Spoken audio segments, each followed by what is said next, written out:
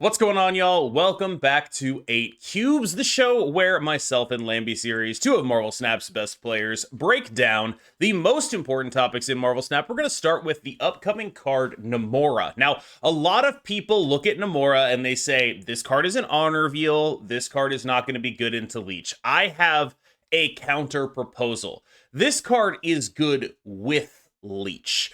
I was very down on this card when I first saw it because we were in a pretty clog-centric metagame. People were playing Debris, people were playing Goblins, but I think more than anything else, it was very specifically Debris that freaked me out.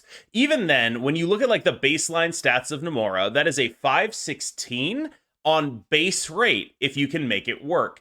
The other thing that she does incredibly well is if you get her to work with movers, she gets a lot stronger. You get her ability on a Nightcrawler, a Jeff, a Nocturne. That kind of stuff is way better than putting it on something static because it gives you this ability to choose between either spread power or putting all of that power in one lane. Effectively, what she is, to me, is a vision generator. Would you play a card that turned your Jeff and Nocturne or your Jeff and Nightcrawler into visions? Because I think I would. I think that would be a very good thing to do. So, Lamby, where are you at with Namora? So I was firstly very down on this card for a very different reason because I actually thought this was an ongoing effect, and trust me, it wasn't only me. A lot of people thought that it was an ongoing effect because Namor, right? But okay, so that being said, it's on review effect, and I'm actually now very high on this card because like KM said, like you turn your movers into +5s, basically visions for cheap. And also in general, this card just fits perfectly into what is already a very good deck now, which is like the Jubilee Blink stuff, right? Because firstly, that deck doesn't even really play many cards. It just goes like one card a turn. Sometimes you even skip a turn. But because of the Namora now, any like one card you play becomes a monolith, a monster that sometimes can move, right? And like there's like that one slot in that Jubilee deck that I think sometimes people run Nebula. I think people might be swapping it to Nightcrawler after they include this card because Nightcrawler is just a 1/7 with this one. And like sometimes you pull it off Jubilee and then it just randomly buffs a random thing, it's huge, it's a lot of stats. So yeah, I'm very, very big on Namora, specifically in that Jubilee Blink deck. I am curious though, like maybe there are other decks you could play this, like just generally decks that play less cards. I haven't really thought of what that could be yet, but yeah, Namora, something that I definitely want to get the moment it releases and tinker with it. Yeah, so like the baseline thing that I think is very entertaining to me, at least, about whenever I like theory craft an Amora deck, which is like I'm not really theory crafting anything. I'm just putting it in a deck that already exists. But whenever I think about that deck, it's like, oh, this is actually just playing two cards of every cost. Like it's like Yes. okay, it's like Nebula Nightcrawler, Jeff White Widow, Nocturne, Red Guardian, probably, right? Like those are your threes. And then you have Jubilee Leech. Jubilee Leech, Blink Namora, and then Red Hulk Magneto. Just two of every cost, where it's the Noah's Ark deck. Like, we're bringing two Yes. of everything into here, and that's Then it. you will survive. And You will survive. like I basically I just want to like draw the comparison, right? Like right now, your 5-drop choices are actually fairly limited in that deck. You have Claw, which is your best way of not heavily investing in your 5, right? If you don't want to play multiple other cards to support your 5-drop, like the rock cards, you have to play something like Claw. So when you're playing Claw, it's like a 5/12 across multiple lanes that's really good without putting any effort into it, as opposed to like when you're playing Dark Hawk, it's a bigger card that requires the rocks in order to make it work.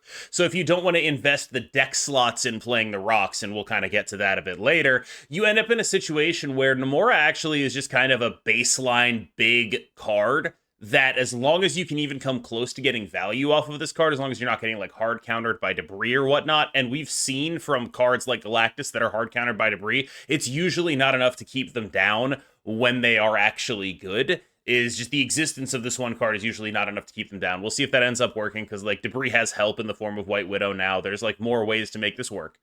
But basically what I'm getting at is Namora seems like she could just be the best in slot 5. And every mid-range deck, is about the best in slots. You run the best in slots. That's what your job is. Your job is to play the most efficient stuff and crush the life out of everything that is not as efficient as you. And Namora certainly seems like a card that goes in a list like that. Yeah, I want to add one more point because you mentioned the whole best in slot in mid-range decks things. Like, I was just thinking about the matchup in the mirror. Like, whoever spawns the Namora off of Jubilee probably just wins from there on out, right? Because how are you dealing in the mirror of like stats versus stats, which are with a random +10 that comes out of nowhere, you know? Yep. Like, whoever gets it off, I think will be in a super commanding position. Yeah, this card strikes me as legitimately quite powerful right now. And if it's as strong as I think, will end up forcing people to go back to Clog. Like, this is the kind of card that, like, well, you want to go back to Clog against. Here's the thing, though. If they pull it off and you have to deal with, like, an 8-power Jeff, your Professor X doesn't do anything. Like, that's horrifying. So, I posted a Domino deck. I'm not happy about it either. let's start there. I'm not happy about it either. The reasons to play Domino in the Blink Leech archetype are there's basically like 3 plausible ones. The first one is deck space. This deck is very constricted, and part of the reason Claw makes a lot of sense in the deck is because he doesn't require a lot of other investment to just be a good card. Whereas if you wanted to play Dark Hawk, you do have to play Korg. You do have to play Rock Slide. It's harder to fit this stuff in. We talked about how the base construction of this deck is just 2, or maybe it's like 1 drop and 3 2s, right? Like that's really pretty much how it is, though. You end up playing like 2 of most of the costs in the game. And so if you want to do something other than that, if you want to fit, say, 2 1-drops and 3 3-drops in there, because you got to fit Korg and Rock Slide in there, you end up having to make a sacrifice somewhere else. If you're going to make that sacrifice anywhere, the place it makes sense to make that sacrifice is at the 2-drop slot. So you play Domino instead of playing Jeff or White Widow. Is that good? I don't like. That's the one advantage I can think of it really giving. The other one is it draws you your 1-drops on 1 more often. Both of them scale on being 1-drops on 1. Why by that I mean it's obviously very good to play Nebula on 1. That should kind of go without saying. But Korg, for example, they're more likely to draw the Rock if you play that card on 1. So it gives you like I think a 4% boost to that to have a 1-drop on 1, and of course you're 100% to have a 2-drop on 2 with Nebula. A bunch of people were running some like power simulations for like total power you put on the board with Domino and without Domino, and what they came up with was it's usually more total power to play Domino, and I think that makes perfect sense because of course it's more total power to play Domino. You always have the 3 power there. Of course you get more total power by playing Domino. The text on cards matters too, right? Like Jeff may have the same total power as Domino, but it's a much more useful card, right? So I think that on the whole, what Domino is solving for in a deck like that is ability to fit the Darkhawk package in, draw more 1-drops, and that's kind of what she's doing. She's not like making the rest of the deck more reliable per se. I don't think she is. I think any gain you may see in Domino keeping big stuff in the deck so your Jubilees and Blinks are better is offset by the fact that she makes those Jubilees and Blinks less likely to be in your hand. So I don't really see that as like a huge upside. I know people are going around talking about how like Domino keeps the big stuff in the deck. I don't think so. Math doesn't seem to bear that out as far as I'm aware, but I'm a little shocked that this card is playable, and I've had multiple top infinite players be like, I don't understand why either, but I keep winning with this deck. And I think that's just a weird ass thing. I checked the win rates on it yesterday. It is the highest, like my exact 12. And to be clear, this is like not a deck that I like net decked. Someone in my Discord posted this, and I was like, oh, that seems pretty cool. And then they were like, I tried it and it was bad. And then I tried it and it was good. And so this is not like a net deck. Before I built it on stream, I searched for all decks in top 10% infinite with Domino and Darkhawk in them, and there were 0 tracked on Untapped. Yesterday, I checked the stats. It is the highest win rate 12 cards in top 10% infinite with more than 500 games played. I actually don't have much to add on this because I'm personally not a Domino believer because firstly, I'm like not you said, really right, either. it actually does make you not draw your Jubilee as often, right? Yeah. So the thing is, okay, I don't actually know the exact math, and I've never really been the math person, but like I personally I feel like not being able to draw your Jubilee as often is not worth like keeping the big stuff in your deck. Because for what it's worth, right? You still want to play a 5-cost card on turn 5 sometimes. You want to play a 6-cost card on turn 6 sometimes. Yeah. So like you kind of sometimes still need to see the top end of your deck, like at the appropriate time. So I don't really think that like Domino really personally doesn't really do much for the deck. I feel like their top infinite players are winning with this deck because it's a Jubilee Blink deck Yeah. and they are top players, right? So like if you're a top player playing a good deck in general, I think you'll just be winning. So I don't think that this Domino is really adding much value to the deck at all. It could be just another 2-drop, or heck, like I don't know. You guys probably aren't on that Psylocke train yet, but I'm really on this Psylocke train, and I think you guys should try that one out. It's like really real. I'll probably be on the Psylocke train in like a day when Namora comes out. I think that's like a much more convincing thing to me, right? Because like that More gives fives you to play, right?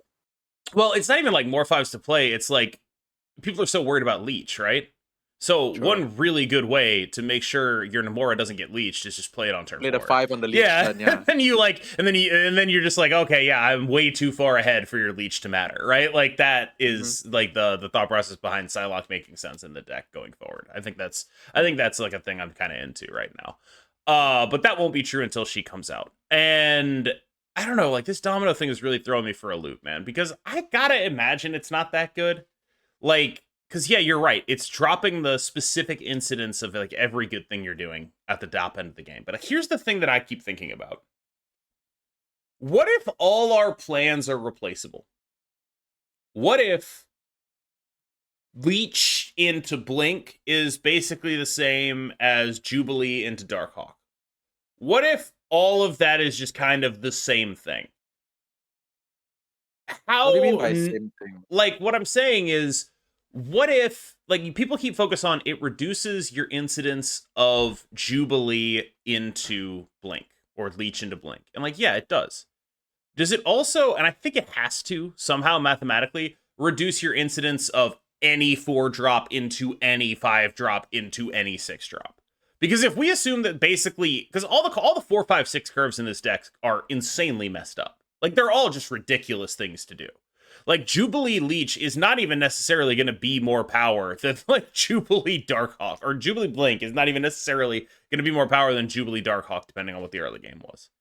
And so if we assume that all we really need to do is just play a card on every turn of the game, does she increase our ability to do that? And I think there's a possibility she actually does. I have not done any of the math there, but if you're assuming all you need to do is go 1, 2, 3, 4, 5, 6, we know she increases the ability of the deck to play 1s on 1 and 2s on 2, obviously. Is that enough to offset what you potentially lose in 3, 4, 5, 6 if we assume the only thing we actually care about is 1, 2, 3, 4, 5, 6? I'm not asking you to solve this problem. I'm asking the audience to solve this problem, because the easiest way to get a solve on the internet is be wrong on the internet. So here's your chance. I might be wrong on the internet. It is up to you to correct me. I'm just gonna add one thing here. Like I'm just thinking, because like I said, like we both say we don't really know the math as well. But like I was thinking of like the Jubilee Blink deck as a whole, right? Like in a vacuum. Honestly, I don't think having a 1-drop on turn 1 doesn't mean you win the game. Like I don't think it's that important. Like personally, I never really thought that it was really that important. Like not being able to Jubilee into Blink loses you the game more than not having a 1-drop. So yeah, I really don't think that like getting an increased chance of getting a 1-drop is that important. I mean, I think Jubilee into Blink is really good, but like I won plenty of games just going, Darkhawk into 6-drop. Like that's just a good thing too, right? Okay. Like my point is like it's not like all of our top end is just really good and like fundamentally kind of replaceable. They're all kind of the same cards. It's just stats, right? And so it's like they're all kind of replaceable, really. And so like unless you're in a matchup that like very much calls for Leech specifically, it's like I guess I'm kind of wondering like how much is it actually reducing our ability to play any 4, any 5, any 6? That's what I want to know. How much are we losing of our ability to play any 4 on 4, any 5 on 5, any 6 on 6? Because I haven't felt like that's happened. Show us the but math. I know it has to be an amount, right? I know there has to be an amount she's reducing that by. I just don't know what it is. Let's talk about the effect Leech has on the metagame. So I think that there are 2 Leech topics here. We're going to talk about the more relevant one first, which is what effect is Leech actually having? And to me, the effect it's actually having is moving the tier 1 decks farther away from the tier 2 decks. We have decks like Discard, decks like Silver Surfer that just took a lot of splash damage here. We have decks that previously were super elite tier 1 that people are just not really even investigating, like those Pixie, Mobius, and Nihilus decks. They're kind of gone. A lot of the Cannonball decks, they're kind of gone. They're still good, of course, but they aren't really being played to the same level that they were. What do you think about the Leech effect? Yeah, I agree in the sense that like it pushes the gap, right, between like the tier 2 decks and the tier 1 decks like even greater, because like a lot of these tier 2 decks, I'm gonna use like Silver Surfer specifically as an example. Like you kind of literally live and die by the buff of the Silver Surfer, and like the moment gets leached, for example, your entire strategy of building up trees throughout the whole game just goes into shambles, right? Because you're just playing a lot of normie units. So like I do think that that pushes the gap a little bit. And also like on the top end, a lot of these like good decks right now in the game just play like just good cards that aren't really that like bad to leech, right? So that's why the gap is very, very big. I at the same time I also don't think you should be building. Okay, so like decks that naturally die to leech will fall off, yes. But like if your deck is not a deck that naturally dies to leech, I don't think you should fear it so much. You know, like you shouldn't stop playing your like blink deck, obviously, just because you might get leeched on your blink deck. The blink deck is just powerful because it's powerful. So don't stop playing the blink deck because you fear leech. That's basically my point. Yeah, I think there's this like pervasive climate of fear, and it's not just Leech, it's Loki too, where like one thing that I notice happening is people are more scared of these cards than they should be. And I don't mean Yes. that to say like these cards aren't good. Both of those cards are very, very strong cards. But there's this thing that happens in gameplay where people will be like, I can't even do X because this bad thing might happen to me. And it's sort of odd, but I think Leech is killing that bit of creativity. Because anytime someone shows up and they're like, I've got a fun idea, someone else is just going to be like, oh, it gets leeched. It gets leeched. You can't play it. It's unplayable. Oh, it gets leeched. It loses to Loki. It's unplayable. And it's like, I feel like most of the time I get leeched, I just kind of don't care. And that's because I'm Are we playing decks that like are pretty good into leech, but like, Wait, hold yeah, up. I just don't Are care. we allowed to use dice to Doomblade here? Is this one of those Yeah, situations yeah, where we yeah, can use yeah. dice to Doomblade? Yes, yes. Like it's like, oh, you get leeched. You have an on reveal ability. It gets leeched. Guess you can't play that. All right.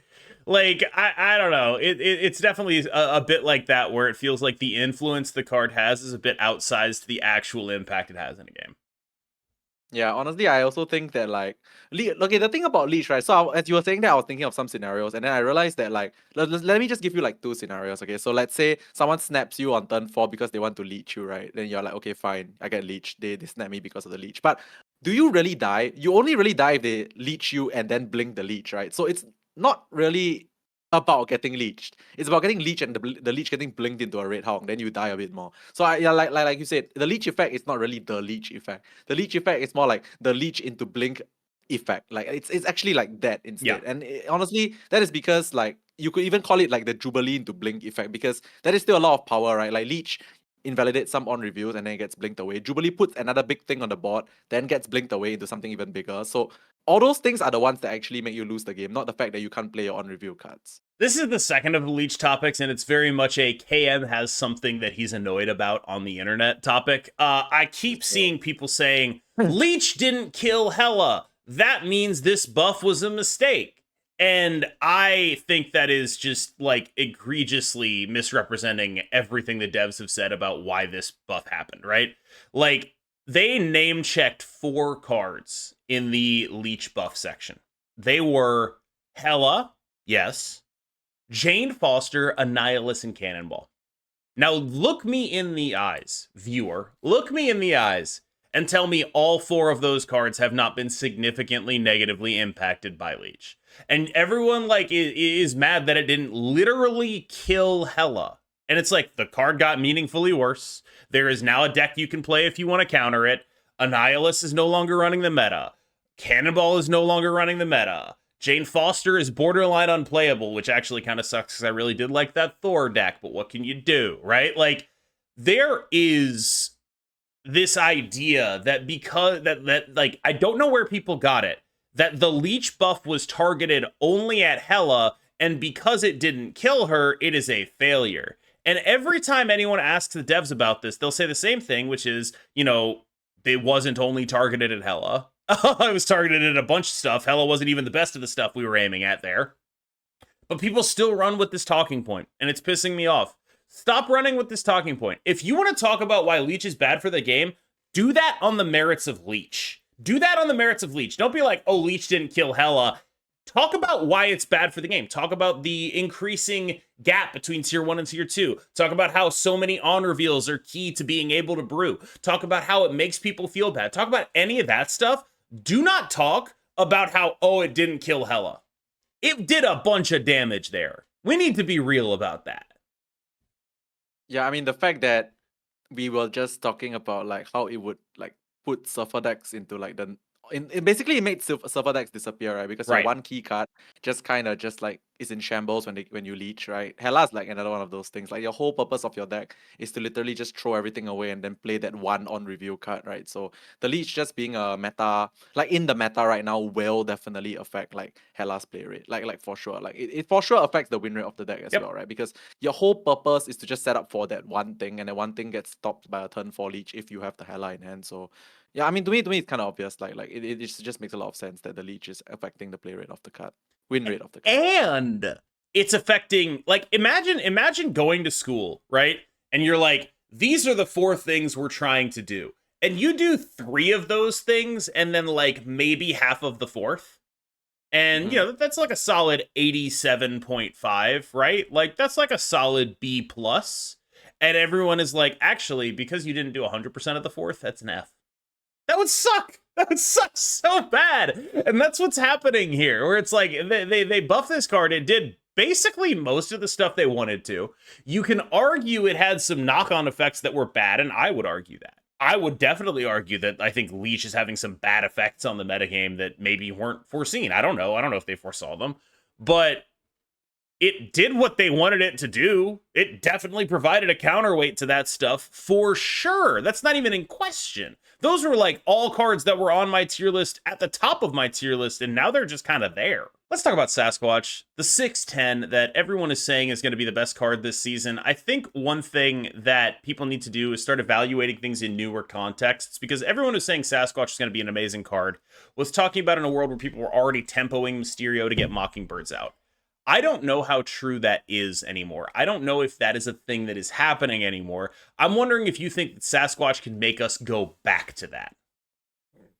I actually think yes, Sasquatch can make us go back to that. But I firstly want to quell any like suspicions of like whether Sasquatch will be the best card in the release so far, right? In this month. I think it won't be. I think like by far it's either Blink or Nocturne, probably Blink, based on what decks we are seeing right now, right? But Sasquatch will give and breathe life to a deck that has like some severe high roll, right? Like if you think about it, if you play Mysterio on curve, your Mockingbird is always gonna be cheap. And if you play Mysterio on curve, your follow-up is Sasquatch, which is insane, right? It's huge. And no one's playing Shang anymore. So like, oh, this point is super important. No one is playing Shang anymore. So just going Mysterio into Sasquatch, like turn 2 Mysterio, turn 3 Sasquatch is monster, right? And then your Mockingbird can come down for cheap at any point in time because there are Mysterios on the board. So I do think it will breathe life into that particular deck. And I do feel like maybe some levels of like bounce stuff can also play a Sasquatch, right? Like maybe a bit of a change to the bounce deck a little bit here and there. But it will not be like as meta defining as what Blink is, because Blink is just like generic. You just do like something into Blink is just always stats, right? Whereas for Sasquatch, you need like specific setup, specific decks, specific actual cards in a deck. We'll get to this point at like in the last topic about like what cards you can run in certain decks and all that kind of thing. But like I do think Sasquatch will breathe life into the deck that it's supposed to breathe life in, but it won't be like, okay, maybe that could be tier 1, maybe, but it wouldn't be like the card of the month. What do you think about it in bounce? Because one of the things I've really noticed is like whenever I play Leech Blink, you're like, okay, I'm going to beat this bounce deck. But if you don't play the card Leech, you're actually just like 100% dead.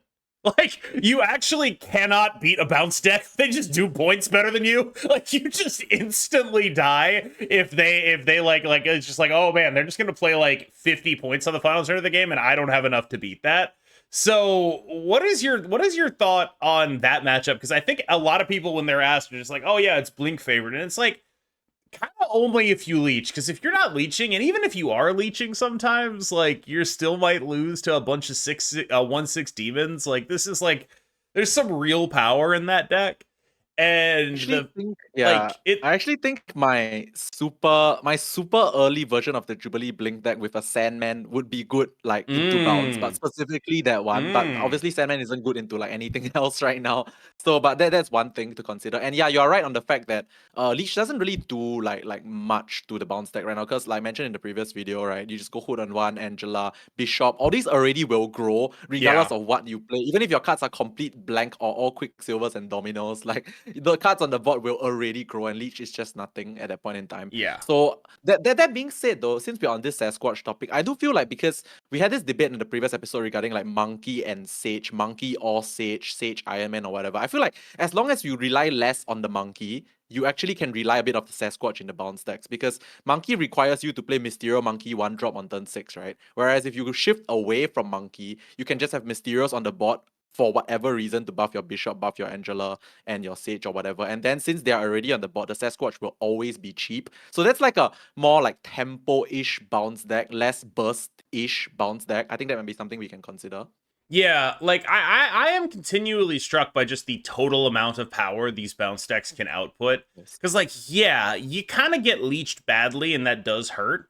Like, the way you really want to work around that is, yes, Angela early, Bishop early, Elsa's usually a good thing to have out there, but, like, specifically, like, the things that you want to be doing, like, you know, throw priority, put your beast on the board, so you beast on turn 4, instead so like you could protect stuff from getting leeched, right? Like you can do stuff like that, right? Like there's a lot of like really strong things to do, but like basically if you're not getting literally leech blinked, you're probably always winning that game if you're a bounce deck. Yes. Like just on numbers, the numbers the bounce decks output are ridiculous. They're very able to target them, and you're gonna beat the crap out of a deck that is almost always just playing, you know, 2, 3, 4, 5, 6. That is my play. I am playing a 2, a 3, a 4, a 5, and a 6. You have successfully identified what I'm doing here.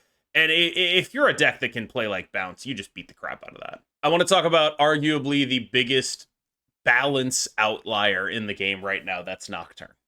Nocturne has the highest win rate in top 10% infinite of any card in the top 10 in play rate. She is at 53.8% on Untapped, 53.8 with a 0.13 cube rate, which is the third highest. Only higher are, I believe, Red Hulk and Leech on cube rate. Leech being that high on cube rate, a little bit shocking to me, but hey, what can you do? Nocturne is a monster of a card. Like, when we compare this card to Jeff, yes, she's worse than Jeff. And to be fair, she's played about half as much as Jeff is, and her stats are only a little bit better, right? So let's start there. But I kind of think, like, yes, worse than Jeff, costs 3, so she's less, like, you're going to play her in less stuff than you play Jeff. But the fact that the only card you can compare her to is Jeff shows that her pedigree here is insane. This is one of the best cards in the game, by a lot. Yeah, so this card is like okay, outside of Blink, this is my second favorite card like this month for sure. Because honestly, this is just like now, right? Like at this point in time, it's just like better vision, in my opinion. Mm-hmm. Because so KM mentioned this to me previously, and then like just quelled all my doubts. Is like you only ever move vision once anyway. So like people thinking that you have to move Nocturne multiple times for like value, right? That's not true. You don't need to move Nocturne multiple times. You just put Nocturne in your deck as a 3/5 and consider shifting it. You can Yep. just never shift it, right? Like the point is it's a 3/5, it's good stats. You have the option to deny a location that benefits your opponent. You have the option to deny or like change a location that's very bad for you. Or you just don't do any of that. It's still a 3/5. Like the mind games, the options, and the fact that I mean, come on, it's so convenient to play in like most decks, right? It doesn't really hurt at all. It's just a 3/5. Like it's just good. Like the card just screams like flexibility, playability, and you can quite literally, off the top of my head, I cannot think of a deck that you cannot plop a Nocturne in there just because. Like you can just put it there and it will do something. Also, I think Nocturne, I think understated because Conquest is probably not the most popular mode like compared to Ladder. But I think Nocturne in like Conquest is superb. It's just like because you get to see so many locations versus the same opponent versus the same deck, right? Like there will bound to be a time where the Nocturne would just like definitely change the location when you shift it to your benefit or to your opponent's detriment, especially against like a specific archetype after you've seen it like a few times in a few rounds. So I really do think that Nocturne is just such a flexible and good card. And if you haven't picked it up, I would suggest, well, I would really think about like picking it up because it's just one of those cards that you can play in like anything. Like I really cannot think of a deck that you cannot play Nocturne in. Okay, other than Cerebro, but It you know, is the best in slot 3-drop. Like, totally. it's not even a question for me. People talk about like, Red Guardian or Gladiator or whatever. Like, Nocturne is the best in class there. She is, if you are looking for a good 3-drop to run, she is almost always going to be the best option.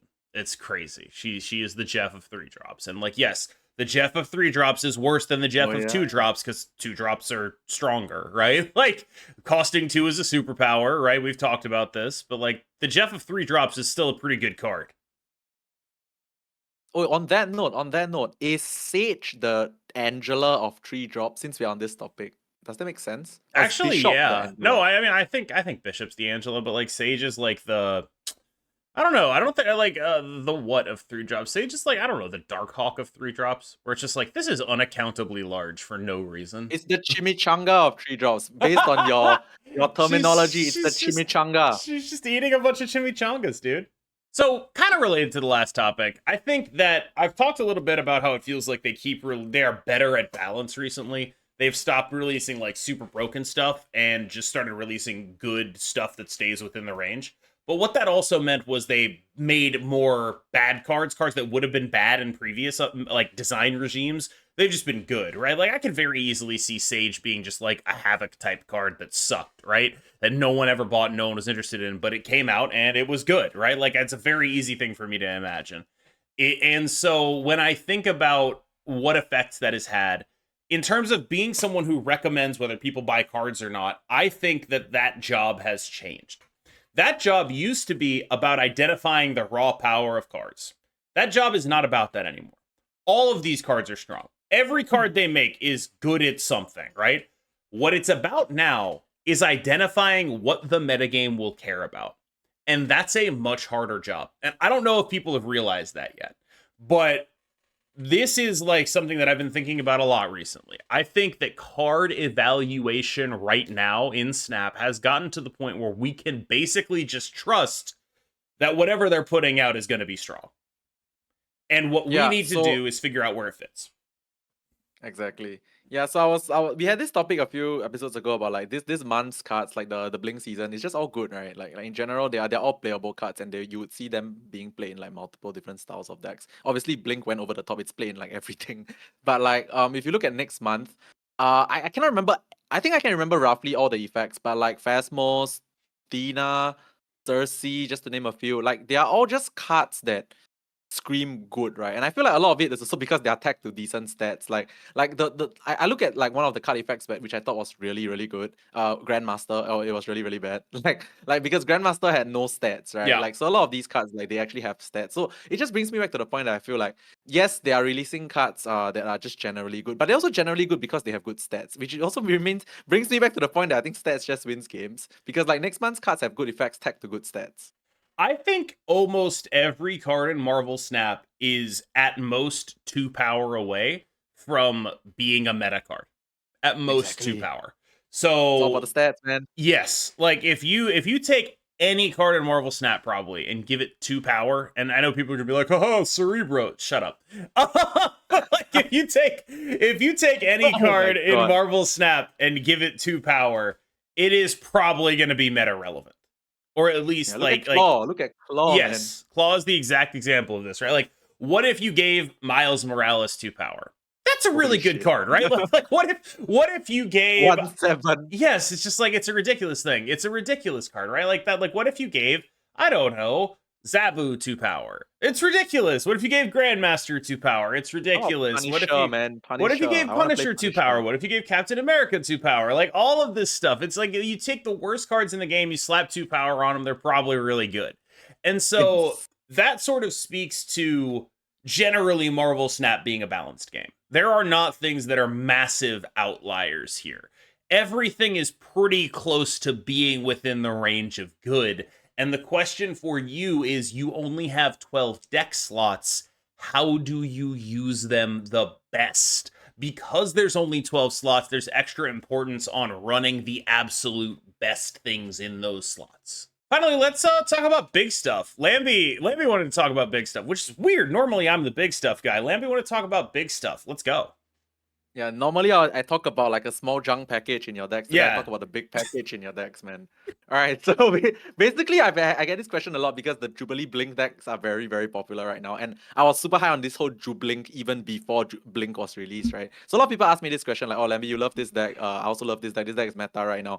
But then I don't have certain of the top end, right? Like I don't have Red Hawk. That's the main one. Like I don't have Red Hawk. I don't have like some of the other fives other than Blink. Like what can I replace? What can I put into the like my deck to make it like relevant? So this is the Mythbuster moment that I'm gonna like let you guys like think about for a moment, and you will realize it's probably quite true. So the good thing in this deck is you Jubilee into Blink, you Leech into Blink, you Blink your irrelevant little small thing into something really big, and that wins, right? And we just literally came off a topic literally saying stats is like one of the best things to do in Marvel Snap. So to debunk a myth here, your top end in the Jubilee Blink deck doesn't have to be an exclusive 6,000 token Red Hulk. It could be the Green Hulk. My point is basically, if you are blinking a small card into a big card, the fact that you have that combo, how often does the big card stats, like how often like is it really that bad to get like a Green Hulk instead of a Red Hulk to end your game, right? Like my point is, you can really put anything that's big in your deck, right? And it will be fine as long as you can Jubilee into Blink. Like so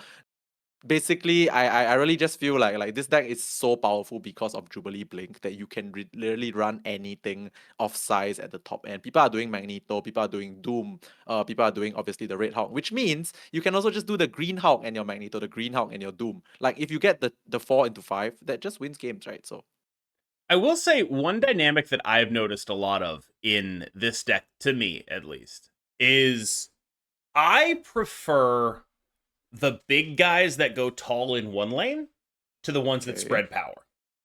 I think a lot of that is there's no Shang-Chi, right? Like I think a lot of that is that, right? But like I prefer Darkhawk to Claw. I prefer Magneto Red Hulk to Magneto Doom or Red Hulk Doom, right? And the interesting thing about that in the context of Namora coming out is Namora comes out and suddenly I'm wondering, oh, does that sort of like stack multiplicatively with Doom? Not in a literal sense, but in a like threat generation sense. Where it's like previously I'm like, okay, I really want to go super tall in a bunch of lanes, but now suddenly it's like, I don't mind having two visions moving around and then playing a Doom. Like maybe if my power comes from that, I can afford to play. Because like one of the things that has felt wrong to me about Doom in these decks is that if they are playing Darkhawk, Red Hulk, or whatever, Doom doesn't go over either of those. So if I'm playing like Darkhawk, Red Hulk, I'm beating you if you're playing Doom. Is that still true after Namora? I really wonder, because suddenly you're like moving a Jeff and a Nocturne to that lane and threatening all the others, and then suddenly it's like, okay, maybe Doom is good again. That's one of the things I'm thinking about with Namora coming out. I think the funny thing is I think it's even more likely that you want tall 6 drops after Namora comes out, because the thing is like if people are all gonna realize that the Namora buffing your Jeffs and Nightcrawlers is like the thing to do, then everybody's doing it, right? And then if everybody's doing it, you will still want to be taller than them rather than Doom, right? Because you mentioned one really good point is because Doom does 3 locations, correct? But if there are if everyone is doing shiftable big stuff, you want to be taller in 2 specific ones, because they're gonna want to be taller than you in 2 specific ones as well. So Doom covering all 3 is less important, I would say. So funny thing is, if Namora becomes meta, I think we want taller the better. Yeah, I mean, like, that's already how I think about the matchup, right? Like, if you want to beat mirrors on this Jubilee Blink deck, the way you do that is you hope they're playing Doctor Doom and you're not, right? Because you cannot lose to a Doctor Doom if you're going tall, right? Like, that's how you beat those mirrors, right? And so you end up in this spot where it's just like, it's part of the other reason why I liked the Domino thing, right? Because it let you go tall at the 5. It let you play Darkhawk instead of Claw. And, like, being able to do that specifically means that you are a little bit advantaged in the mirror, right? And that dynamic is something I don't think I see a lot of people speaking to, but like when your opponent is spreading across 3, all you need to do is win 2. You don't get no points for total power. You just need to win 2 locations, all right?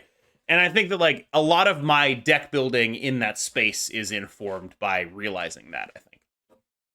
So this is hilarious because like ever since I started streaming Marvel Snap and doing Marvel Snap content, like my biggest pitch to like winning games is like if everybody wants to be safe and play Doom, just win 2 lanes. And like now even more than ever, winning 2 lanes, go tall. People stop playing Shang anymore, like at least for now. So like going tall is like really just the way. Like instead of just trying to be safe with your Doom, why not think of winning 2 locations? Very Yeah. hard. It's like this is why I was talking about like how all of our fives are kind of replaceable.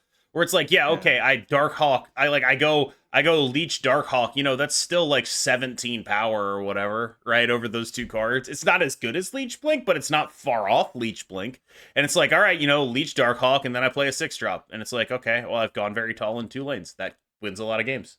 All right, y'all, I realize this is yet another one of my episodes of 8 Cubes that has gone on longer than it should, so let's bring it to an end. I have been KM Best, he has been Lamby Series. Remember to like and subscribe, he will take us out, and let me know what you think about Namora and about the Domino math in the comments.